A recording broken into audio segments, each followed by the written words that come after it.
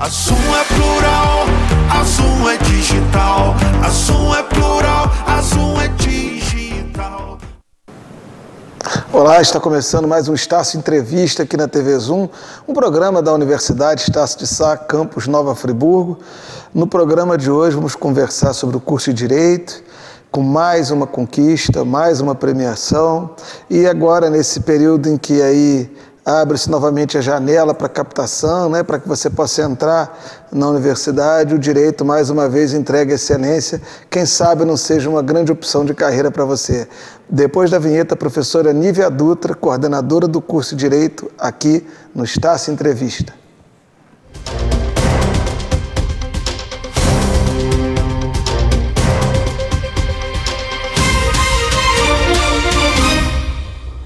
De volta com o Estácio Entrevista. Professora Nívia Dutra, mais uma vez, obrigado por aceitar o convite e vir até aqui, conversar conosco. Estamos aqui na TV Zoom, em Nova Friburgo, no Espaço ARP. E, professora, bem-vinda. Obrigado, professor Marum. Eu que agradeço o convite. Fico muito feliz de estar aqui novamente com vocês, trazendo, né, mais um prêmio que a gente recebeu da Universidade Estácio de Sá, campus Nova Friburgo. Olha, muito obrigada. É maravilhoso te convidar, porque você sempre tem um fato novo, acadêmico e relevante. Qual é dessa vez? Conta pra gente. Então, né, a gente novamente recebeu a premiação do selo OAB Recomenda.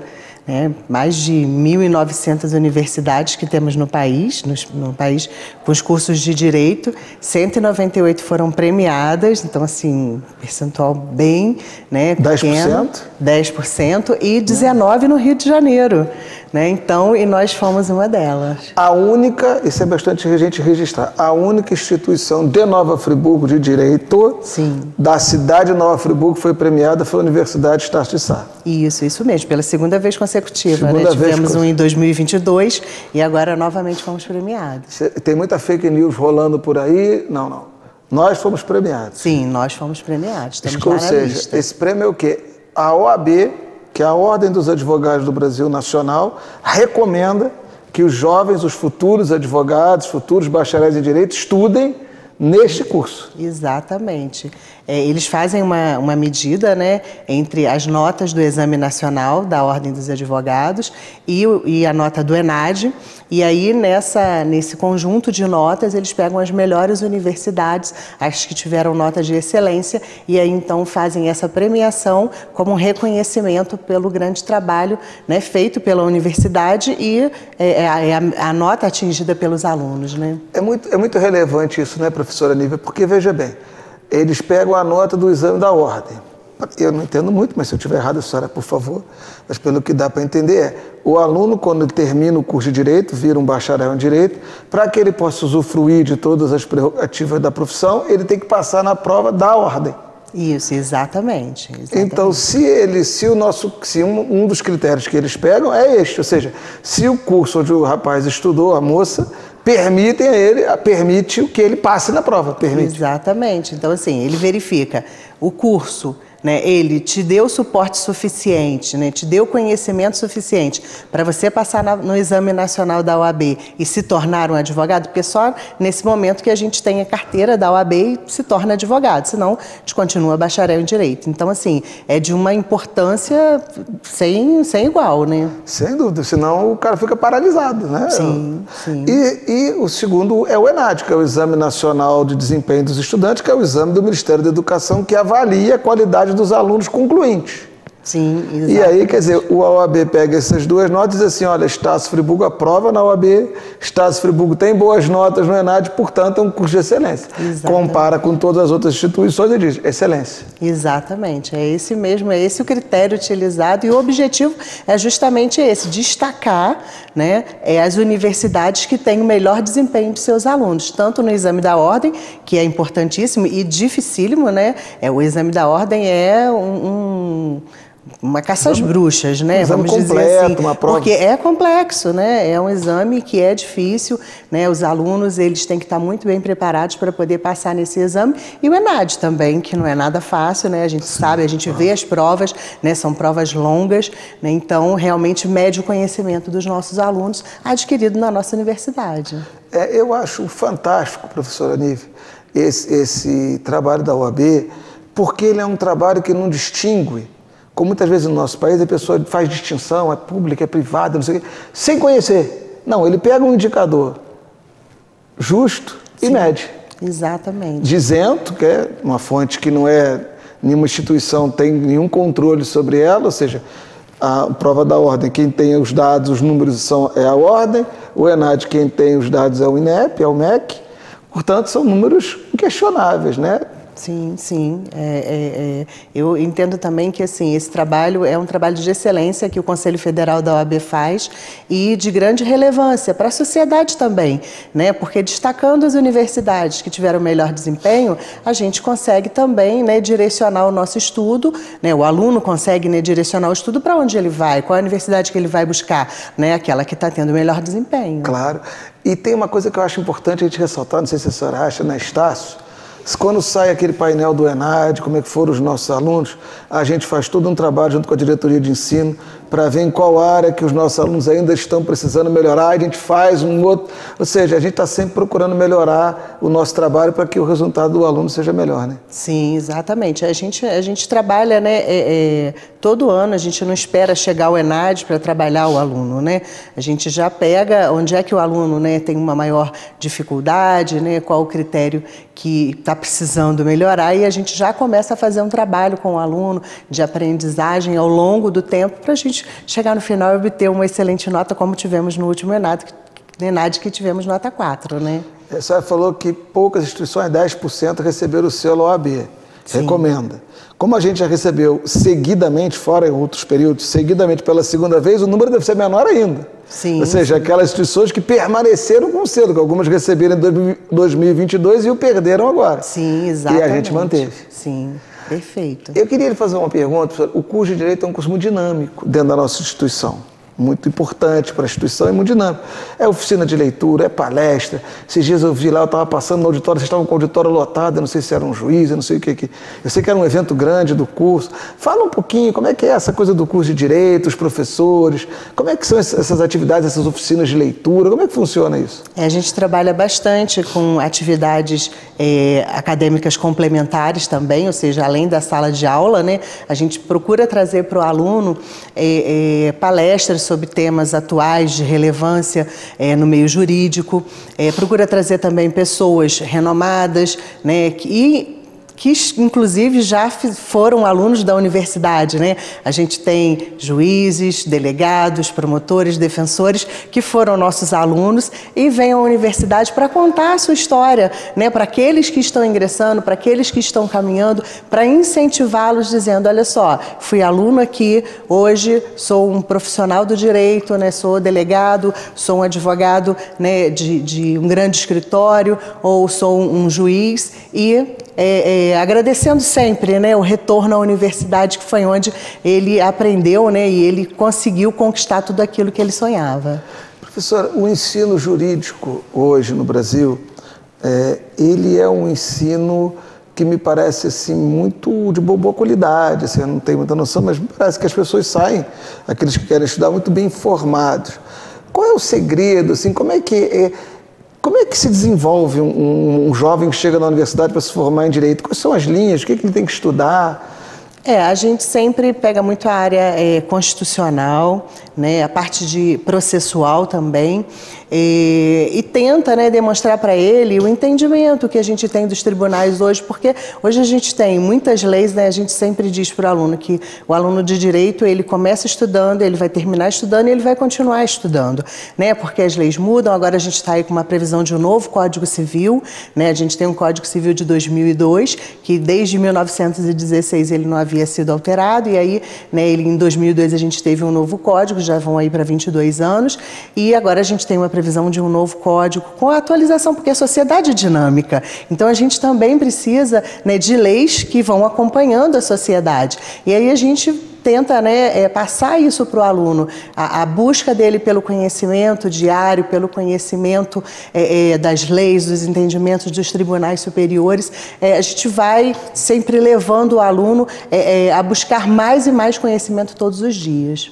E eu acho que essa coisa do processo que a senhora falou, quer dizer, do rito, é muito importante, né? Porque se não dominar como é que você aciona a justiça em prazos, em tribunais, a pessoa fica completamente perdida, né? Sim, esse daí é a base, né? A gente sempre diz que quem sabe processo, seja ele processo penal, processo civil, sabe tudo, né? Porque é a condução do processo, né? Às vezes as pessoas reclamam, mas nossa, o processo demora demais. O advogado, dependendo de que lado você esteja, né, que faz com que o processo ou se alongue, né, em favor de seu cliente, né, ou vá rapidamente em favor de seu cliente, ele com certeza é um excelente advogado, né? Professora, em muitos países, né, eu me lembro agora aqui de cabeça dos Estados Unidos, sem nenhuma crítica, o acesso à justiça é muito caro, né? No Brasil, o acesso à justiça é caro, o acesso à justiça é um acesso mais fácil em termos financeiros. Como que é para um cidadão acionar a justiça em termos financeiros? Então, nós temos as custas processuais, que no Rio de Janeiro, de fato, não são muito acessíveis, né, para ingressar no judiciário, mas nós temos, que muitos países não têm, né, as defensorias públicas. Então, a gente tem a defensoria pública que pega justamente essa camada da sociedade que não tem condições de recolher as custas processuais e aí é concedida a gratuidade de justiça pelo judiciário para que as pessoas não precisem pagar custas e também não custeiem advogados, né? Embora a nossa profissão seja da advocacia, mas aquelas pessoas que não têm condição, eles são arcados, né, pelo... Isso atrasa? Eles têm um processo mais lento do que o outro? Não. Não. O processo é a mesma coisa, né? Seja pela defensoria, seja por advogado particular, né? Só mesmo para dar um maior acesso à justiça, né? A gente tem aí umas ondas renovatórias de acesso à justiça. Primeiro a gente teve a lei da gratuidade de justiça em 1950. Posteriormente a isso foi a criação dos juizados especiais, né? Cíveis, estaduais, penais também, né, dos criminais, e a gente tem o juizado federal e o juizado da Fazenda Pública, que são ações que são limitadas a 40 salários mínimos na Justiça Estadual e 60 salários mínimos na Justiça Federal e da Fazenda Pública, que as pessoas não precisam pagar custas. Então, é um maior acesso à justiça dada à população, e aí, no caso, não é nem a população carente em si, é qualquer pessoa, seja ela que tenha uma renda maior ou a que tenha uma renda menor, tem acesso a esses juizados sem necessidade de pagamento de custas, justamente por conta do acesso à justiça, né? Professora, eu vou entrar num tema um pouquinho polêmico, mas sem política, porque não é aqui, nem no programa da Estácio não seria. Mas eu vejo muita gente leiga criticando o Supremo por questões políticas, né? E eu não sei se estou errado, mas eu entendo o seguinte, ali é um órgão técnico, que você pode gostar ou não de uma pessoa ou outra, mas é uma esfera importante do país, e as pessoas vão passando, mas a estrutura, ou seja, o poder judiciário vai permanecer. Se eu gosto de A ou B, eu sei, isso não importa muito na minha visão, porque o que importa é a gente respeitar as instituições.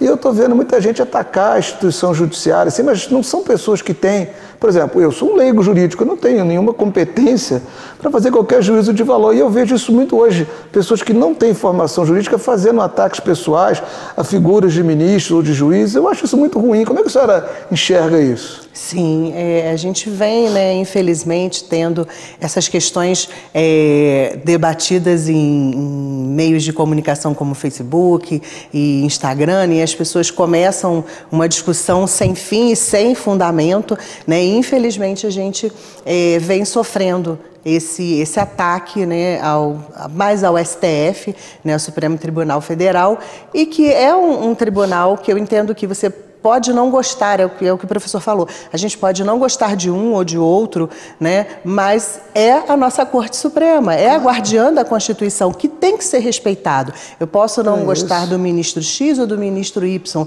mas eu preciso respeitá-lo, porque ele é uma autoridade, no caso, a autoridade maior do judiciário no nosso país, e o órgão do Supremo Tribunal Federal é o órgão, né, maior do nosso país. Então, ele precisa, sim, ser respeitado. Eu acho que deveria ser, inclusive, mais rigorosa essa vistoria nessas redes sociais em relação a isso, porque é um ataque que a gente está sofrendo, na verdade, a nossa democracia. Porque quando a gente ataca o órgão que é o guardião da Constituição, a gente está atacando a nossa democracia. Se você não tem... Eu sempre digo o seguinte, primeiro que a gente não tem, a maioria das pessoas nem tem conhecimento da carreira dessas pessoas para não gostar delas, porque Se você nem acompanhou a carreira da pessoa, né? A gente não é dessa área, não acompanhou. Sim. E eu penso o seguinte, a senhora pensa comigo, quando você ataca as instituições, seja o Congresso, seja a presidência, seja o Supremo e tal, você tá dizendo que as instituições são ruins. Ruins podem estar ruins com elas. Sem elas é pior ainda, porque aí é a lei do mais forte. Quem é o mais forte é que vai mandar. Sim. E o mundo não pode ser assim, a lei do mais forte vigorar o tempo todo, né? As instituições tentam garantir um equilíbrio na sociedade. Sim, é exatamente isso, né? A gente precisa pensar muito nisso, né? Quando a gente, né, ataca o executivo, o legislativo, o judiciário, que são os poderes que representam o nosso país, né? A gente está enfraquecendo o próprio país, né? E a gente, às vezes, não tem nenhum conhecimento para estar fazendo aquilo. Para estar exatamente, porque a decisão do STF nem sabe de qual foi o assunto. E a gente recebe muita fake news também. E aí vira massa de manobra de pessoas que têm objetivo de espalhar essas fake news. Sim, exatamente. Isso eu acho uma coisa muito grave. Sim, é gravíssimo. E a população, ela não está conseguindo enxergar, né, a sociedade não está conseguindo enxergar que isso é um meio de manipulação. Sim. E que está polarizando, né? Aí está gerando polarização, que é um outro problema. Sim. Mas mesmo quando essa polarização acabar, se acabar, a gente tem que entender que é respeitar as instituições, sim, não importa quem esteja no poder, é o mínimo. Sim, exatamente. E em qualquer esfera, né? Seja ela municipal, seja ela estadual, federal, né? Eu acho que a gente os nossos governantes têm que cobrar deles, né? Mas aí essa cobrança tem que ser uma cobrança com fundamento e uma cobrança com respeito, né? Porque eu posso cobrar de você determinado... você precisa chegar no horário X no seu trabalho, né? Mas eu preciso te respeitar como meu empregado. Então, não que eles sejam empregados nossos, mas estou dando um exemplo, né, de empregador e de empregado. Né? Então, a gente precisa ter um respeito, né, tanto pelo empregado quanto pelo empregador, e a gente precisa ter o respeito com os nossos representantes, né, seja representantes do povo por meio, né, de eleições, seja do judiciário. Né? Professora Nívia, a gente vai para o intervalo. Na volta, vamos voltar para o curso de Direito para tirar mais algumas dúvidas. Perfeito. Vamos lá, Marconi, chama o intervalo aí para gente.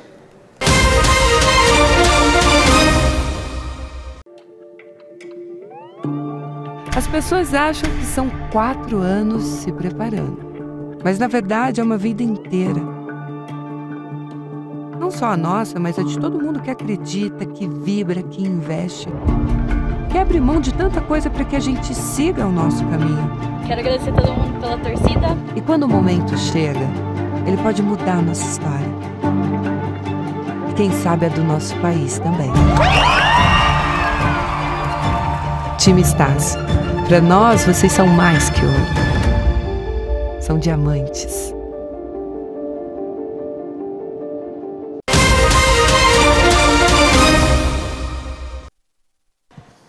De volta com o Estácio Entrevista, aqui pela TV Zoom, hoje recebendo a professora Nívia Dutra, coordenadora do curso de Direito da Estácio Nova Friburgo, que acabou de receber pela segunda vez consecutiva, fora vezes anteriores, o selo OAB Recomenda de curso que a OAB Nacional recomenda como qualidade para quem quer estudar Direito.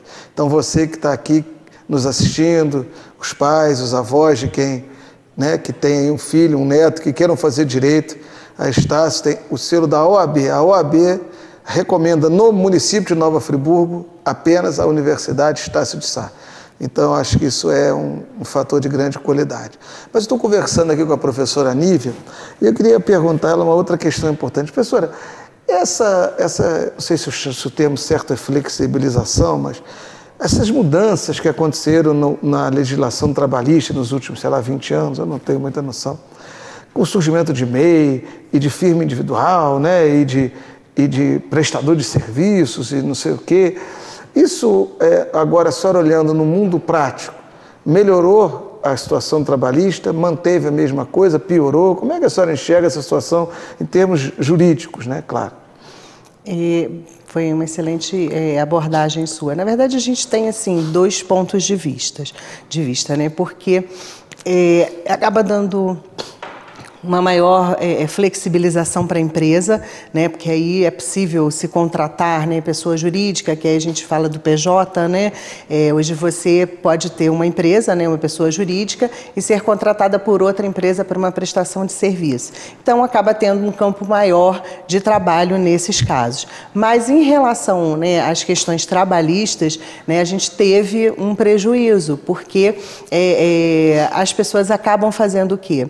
Elas acabam sendo contratadas como pessoas jurídicas, por exemplo, né, ou como trabalhador individual ou prestador de serviços, sem as verbas que seriam devidas, mas acaba trabalhando como um trabalhador que seria, né, CLT, carteira de trabalho assinada. Então, ele tem as características de um vínculo trabalhista, né, mas não tem as verbas trabalhistas que seriam devidas ao empregado, né? Aí tem que comprovar isso na justiça. Aí tem que comprovar, né, que, na verdade, você tem todas as características de um vínculo trabalhista. Subordinação, salário mensal, né, você tem horas a cumprir, né, porque, nesse caso, se você tem que estar disponível, né, do horário X ao horário Y para a pessoa que você presta serviço, na verdade, você tem um horário de trabalho a cumprir, né? Você acaba sendo empregado e não um prestador de serviço que tem o seu horário flexibilizado, ele faz o horário dele, né? Entendo. Professor, essa questão desses aplicativos de automóvel, de motocicleta, em que a pessoa, eu realmente não entendo, a pessoa entra com o carro, entra com a gasolina, com tudo, e eles entram com o algoritmo. Na minha percepção, se a pessoa cumprir X horas, ela tem um vínculo, mas dizem que não, né? Diz que ali é livre e você trabalha quando quiser, enfim. Como é que o direito vê isso? Vê dessa forma ou falta legislação para isso? Como que é isso? Ainda falta legislação para isso. Está sendo muito discutido na Justiça do Trabalho, né, se o Uber, né, entre outros aplicativos, eles são vínculos trabalhistas ou se não tem vínculo trabalhista. O tribunal ainda está muito oscilante em relação às decisões. Alguns entendem que existe o vínculo por conta justamente das características de um empregado, né? E outros entendem que não, porque você tem um contrato de prestação de serviço com flexibilizações, mas ainda está sendo discutido isso na Justiça do Trabalho. Vamos voltar para o curso de Direito. Me conta uma coisa, você tem o NPJ lá, que é o Núcleo de Prática Jurídica. Quem é que é atendido nesse núcleo? O Núcleo de Prática Jurídica é o meu xodó, né? Eu trabalhei durante 18 anos no núcleo, como coordenadora do Núcleo de Prática Jurídica, advogada orientadora, né? Hoje estou na coordenação do curso, mas eu digo que eu saí do NPJ, o NPJ não saiu de mim, né? Então eu gosto demais porque a gente faz um trabalho lindo com a comunidade. A gente atende as pessoas, é como se fosse uma defensoria pública, em menor proporção de atendimento, porque a gente tem um número também, né, de estagiários muito menor, que são os estagiários nossos a partir do 7º período, 7º, 8º, 9º e 10º, eles fazem estágio lá no Núcleo de Prática Jurídica. E a gente tem os advogados que são contratados pela universidade para fazer os processos, que são processos reais. A gente atende a comunidade, as pessoas que nos procuram e que não podem pagar um advogado. Então, a gente verifica a situação, né, financeira da pessoa para poder fazer esse atendimento. Vamos dar um exemplo real. Eu cheguei lá agora, eu tenho uma demanda. Aí, como é que é? O aluno me atende? É isso? Me conta como é que funciona na prática. Isso, a gente faz o agendamento, né, para a pessoa poder ir no horário que a gente tem aluno, e o aluno faz o atendimento juntamente com o advogado orientador. Né? Então, a pessoa conta o caso dela, né, a gente verifica se o caso é um caso que caiba dentro, né, do nosso núcleo, e aí, sendo um caso possível, né, a gente passa a advogar para aquela pessoa, a gente ingressa com a ação, ou se for caso dela ser ré, a gente faz a defesa dela, né, e quem faz tudo isso é o aluno, sob a supervisão do advogado orientador. Aí chegou no final, o juiz, né, não sei se é juiz, mas o juiz bateu lá e disse que ganhou, perdeu e tal. Aí o aluno tem que mostrar, aí ele vai lá com o advogado para ele ver o que ele aprendeu, isso é discutido. Sim, a gente tem todo um relatório semestral do aluno, né? Ele tem que apresentar as tarefas que ele fez, então a gente já verifica na petição que ele faz, né, se ele está fazendo direitinho, a gente corrige para poder dar orientação ao aluno. E no final do semestre ele entrega a pasta dele, né, que é o portfólio dele, com todas as atividades que ele fez. Ele assiste a audiência, a gente também faz audiência simulada, lá com os alunos. A gente coloca alguns como parte autora, advogado, parte ré, advogado, juiz, promotor, e eles fazem aquela simulação de casos que são reais e que a gente faz simulado lá. E o seu corpo docente? Como é que são os professores do curso de Direito? A gente tem um corpo docente maravilhoso também, né? Os nossos professores, né? A gente tem professor ali que é juiz, né? O Dr. Rodrigo Rocha de Jesus, inclusive foi nosso aluno, né? Hoje ele é juiz de Itaocara, está com a gente, né? A gente tem defensor público, Dr. Raimundo Cano, né? Entre outros advogados brilhantes ali. Então a gente tem um corpo muito qualificado, né? Um corpo muito coeso, pessoal muito dedicado, professores dedicados aos seus alunos, né, dedicado ao ensinamento, à aprendizagem, e eu fico muito feliz de tê-los como parceiros e professores da universidade. Professor, o curso de Direito é só noturno ou tem o turno manhã também ofertado? Temos manhã e noite. O aluno pode estudar de manhã ou à noite? Isso, ele pode fazer disciplinas de manhã e disciplinas à noite. Eu posso fazer na segunda de manhã, na quarta à noite. Então, ele pode fazer manhã e noite. Mesmo ele sendo um aluno do turno da manhã, ele pode fazer disciplinas à noite e vice-versa. Ele pode se matricular no turno noite, mas aí, sei lá, segunda de manhã o trabalho dele não funciona, ele quer puxar uma matéria segunda-feira, ele pode? Pode fazer. Sim. Então ele tem duas opções de turno. Sim. Tem uma disciplina que eu gostaria de fazer só à noite, só tem à noite, mas sou aluno do turno da manhã, posso fazer à noite? Pode fazer. Ele tem essa opção. Quero fazer mais disciplinas, né, para andar um pouquinho mais rápido com o meu curso, posso fazer à noite e manhã? Posso fazer, não tem nenhum problema. E o curso de Direito, professora, ele tem uma característica muito interessante na minha visão, que é essa coisa do contraditório, né?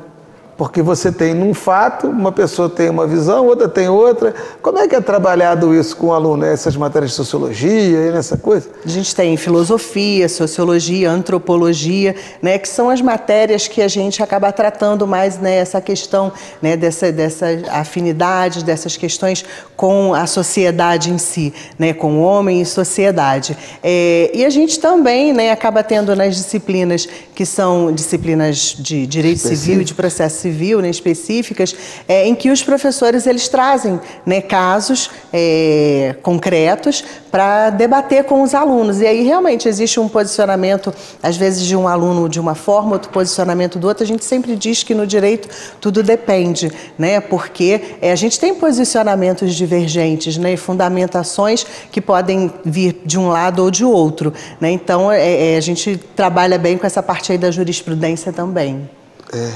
É muito complexo, né? No fundo, é uma coisa que o leigo tenta reduzir o cara é um conservador, é um liberal, então, mas não é isso, né? Não. Existe toda uma gama técnica que está baseando aqui. Sim, a gente tem, né, toda uma legislação, né, por trás do nosso trabalho. Né, e às vezes as pessoas acabam simplificando muito o direito, né, mas o direito ele é complexo. A gente tem inúmeras leis que mudam, né, às vezes com uma rapidez que a gente precisa estar sempre atento, né, e principalmente, né, como eu disse já anteriormente, né, a gente tem os posicionamentos dos tribunais, tem interpretação conforme a Constituição, né, porque às vezes você tem uma lei falando trazendo determinado conteúdo, mas que tem que ser interpretado de acordo com a Constituição, que é a nossa lei maior, né? Então é muito bonito, é muito bonito. Muito obrigado. Professora Nívia, estamos chegando ao fim do nosso programa, já agradecendo a sua presença e a você de casa. Aqui a gente tem sempre aquele hábito, a senhora sabe, de pedir ao nosso convidado que no final possa, olhando para a sua câmera, dar uma mensagem. Qualquer mensagem que a senhora queira passar, que a senhora gostaria de passar para as pessoas, para que a gente possa encerrar o nosso programa de hoje. Que bom. Bom, primeiro eu gostaria de agradecer ao professor Marum, né, pelo convite, fico muito honrada de estar aqui, né, e gostaria de dizer para as pessoas que estão nos assistindo que o curso de Direito da Universidade Estácio de Sá, ele busca trazer o melhor para o seu aluno, busca trazer as atualidades, as atividades acadêmicas, as atividades simuladas, e a gente espera, né, que o nosso aluno, e a gente sempre tem essa conquista, né, de que o nosso aluno, ele formado, ele consegue realizar os sonhos que ele teve no início da sua caminhada. E eu desejo, né, para os nossos futuros alunos, para os nossos ex-alunos, né, um grande sucesso, e a gente espera vocês na Universidade Estácio de Sá, no curso de Direito, que tem o selo OAB Recomenda. Professora Nívia, muito obrigado mais uma vez. Marcone, equipe técnica, muito obrigado. A você de casa, obrigado pelo carinho, pela audiência. E você sabe, estaremos juntos mais uma vez aqui na TV Zoom, no Estácio Entrevista da semana que vem, com mais um convidado especial como a professora Nívia. Até lá!